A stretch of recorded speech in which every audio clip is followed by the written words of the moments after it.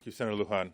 And I want to begin by also expressing my condolences to the victims of the crashes last night, their families. Over the coming days, we'll hear the names and we'll hear the stories of those that have perished. And yes, Senator Lujan, it comes at a time where we're still grappling with the impacts of these unprecedented and devastating fires, plural, in the Los Angeles region. And I think that couldn't underscore the stakes here anymore.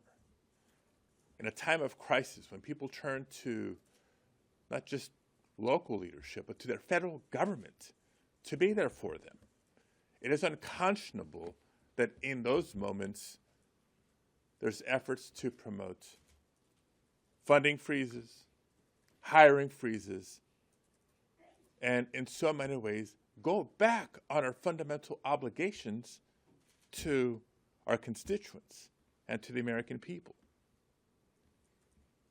The past few days have been anything but business as usual. I agree, this is an attempt at a one-man government shutdown brought to us by President Trump. An effort to block billions of dollars approved by Congress, directed by Congress, funds that would support families recovering from catastrophic wildfires, funds for law enforcement agencies that we rely on to keep our communities safe, funds to support nutrition programs for children and families that depend on us for their next meal. And you see a much longer list and just a very partial list here on the board. But it's because of that real world impact that Americans from throughout the country, they knew immediately what was at stake.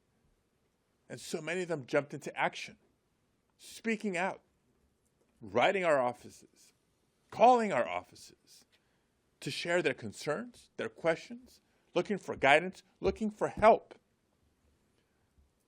And it's in that context that our Republican colleagues have the audacity, the nerve, to move forward with President Trump's nominee to lead the very agency responsible for the chaos and the heartache.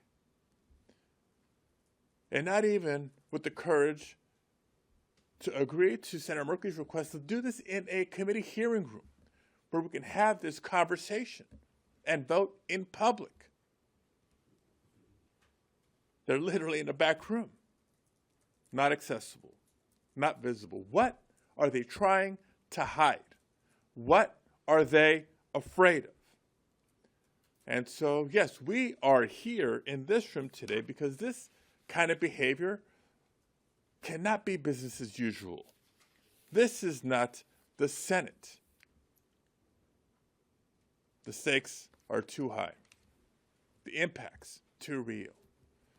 Now, as others have said, during his previous tenure at OMB, Russell Vought tried to repeatedly politicize, withhold, and slow the distribution of federal funds, including disaster relief, including foreign aid.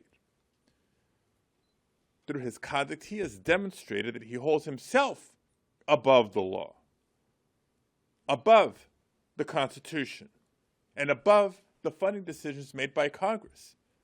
Maybe that's why President Trump likes him so much. But for any of my colleagues, not just Democrats, but our colleagues on the other side of the aisle too, who have worked so hard to secure funding for their constituents back home, they too should be concerned. They too should be alarmed.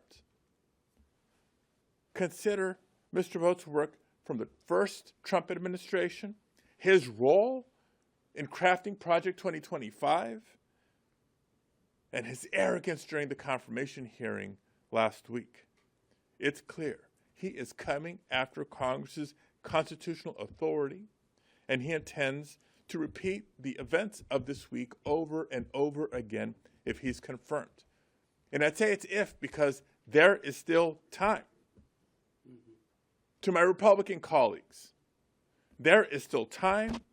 You have the power to stop this if you have the courage to do so. Don't give up that power to President Trump. Use that power for your constituents and for our country. Thank you.